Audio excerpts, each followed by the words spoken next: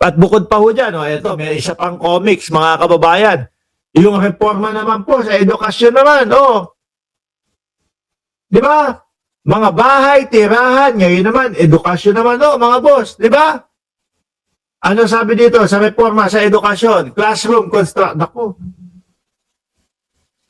Pangako ng dating nakaupo dyan. Pangako ng dating yung pangako ho, ng dating secretary. Madaming mga classroom. Bakit po mukhang itong si Martin Romualdez, si Sandro Marcos, yung mga tumutupad po, mga boss G. Pamoser, doon sa mga ipinapangako ng mga DDS. Diba? Pangako ni Marcoleta, 2,000 pababa, sagot niya na. O sagot na ng gobyerno. Wala pa din hanggang ngayon. Hanggang si Sandro Marcos, hanggang si Martin Romualdez, kumilos na para doon. O classroom na pangako ng dating ng Vice Presidente, walang nagawa. 1,000 daw. Ang plano, ilan daan, wala pa nga yatang 200 yung napagawa ho. Yan ganyan sila. Mahilig silang mambintang, pero ang katotohanan, sila yung mga walang ginagawa. Mga bossing, gusto ko lang hong ipanood sa inyo, mga kababayan, itong pagpapahalaga, at pagbibigay ng importansya ni Pangulong Bongbong Marcos sa mga kababayan nating mga guro, mga bossing. Hindi yung tipo bang, sige, trabaho kayo dyan, trabaho nyo naman yan, bahala, tapos na. Ganun na lang. Hindi ho, mga kababayan. Simula sa mga magsasaka na hindi niya pinapabayaan, lalong-lalo na po, yung mga manananim ng palay, na pinagpagawa niya po ng halos 100 o mahigit na po, lagpas na po sa 100, yung mga naipagawang rice processing po para sa mga kapwa natin Pilipino, mga magsasaka. Ngayon, ito naman po, ang tinutuunan ng pansin ng Pangulo ay yung mga guro po. Yung mga guro na napaka-importante po, sa bawat buhay ng isang individual. Kasi po sila yung talagang humuhubog sa bawat isang tao, Sila po yung talagang pangalawang tahanan o pangalawang pamilya ng bawat individual mga bossing. Kaya po sa gobyerno ni Pangulong Bongbong Marcos, hindi po isa-isang tabi lang po yung mga sakripisyo ng ating mga kababayang mga guro. Tingnan niyo po ang ginawa ni Pangulong Bongbong Marcos dito. At tinitiyak ko po na ikaiinit ng ulo ng mga DDS itong ginawa ni Pangulo. Bakit to? Kasi ayaw nilang nakakakita ng magagandang bagay o magagandang proyekto ang administrasyon ni Pangulong Bongbong Marcos. Gusto nila pabagsak para naman ang magbenepisyo ay yung mga Duterte na puro ginagawa nila po ay paninira sa ating Pangulo. Panoorin niyo po ito. Marami pong isasabi. Ang tanda mo na, teacher mo ka. Mo talaga naiiyak sila. Taong 2017 po, nung nag-try po ako magpa-promote, dahil po sa kakulangan ng mga papel, Ayan, mga guro natin. pa ina-cure. Hindi ako papayag na hindi masuklian ang inyong sakripisyo. Kaya gumagawa tayo ng mga hakbang upang marami pang guro ang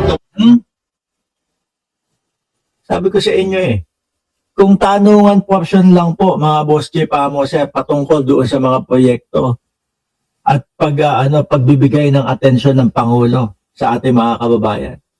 Madami po niyan, mga bossing. Kaya lang, kadalasan napupunta yung atensyon po ng mga vloggers doon sa mga pinapakalat na mga fake news ng mga DDS na mga vloggers mga kababayan. Kaya ang nangyayari, idinidepensa na pupunta ang oras namin, ang oras ko doon sa pagdepensa, Pero ito po, madaming proyekto ang gobyernong ito para sa mga kababayan natin, lalong-lalo na po sa mga guro. taas ang posisyon at kagaya ng aking ipinangako, walang sino man na teacher ang magre-retire na teacher 1. Ayun, salary grade, teacher 1. SG11, salary grade 11-12 to master teacher. So ngayon, lahat sila talagang aangat. Walang magre-retire na teacher 1 ka pa din.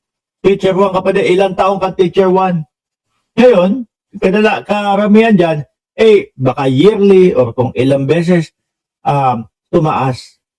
Pati po yung sweldo nila, mga kababayan. Lord, ito na ba to? Ayun na, totoo na pala po. Malaman nilang nagpapapromote ako. Sila yung unang-unang natuwa. Kinongratulate nila ako. Sabi nila, si Mama, sawa. Siyempre ho, mga kababayan. Diba? Hindi po matatapos dyan yan. Kailangan talagang patuloy, lalo na po pagbibigay ng papugay sa kanila. Napaka-importante po yan. Sabi ko nga sa inyo, sa buhay ng isang tao, napaka-importante, napakahalaga po ng mga naging guro natin, mga bossing. Sila ang humubog sa atin. Bukod doon sa paghubog sa atin ng ating mga magulang, kasama po dyan yung paghubog ng ating mga guro, lalo na sa ating kaisipan. Lalo na yung mga tinatamasa nating mga kung ano yung mga tinatamasa natin, mga kababayan, utang din natin yan sa magulang natin at sa mga guro natin. As mapupromote na siya. Wala pa rin papalit sa pagmamahal, sa malasakit at sa alaga ng ating mga guro sa inyo. Totoo naman po. Diba? Hindi naman magiging profesor, yung iba hindi naman magiging magaling na businessman, yung iba hindi naman magiging magaling na doktor, yung iba hindi naman magiging magaling na inhinyero. Kung di po dahil sa magulang at pangalawa po dyan, yung guro, mga bossing. Yung mga estudyante. Ako po si Teacher Rizel C. Tosyo, 23 years in service bilang Teacher 1 at Teacher 4 na po ngayon. Ako po si Teacher Angel. Diba? Nakaka-proud po talaga yan, mga bossing.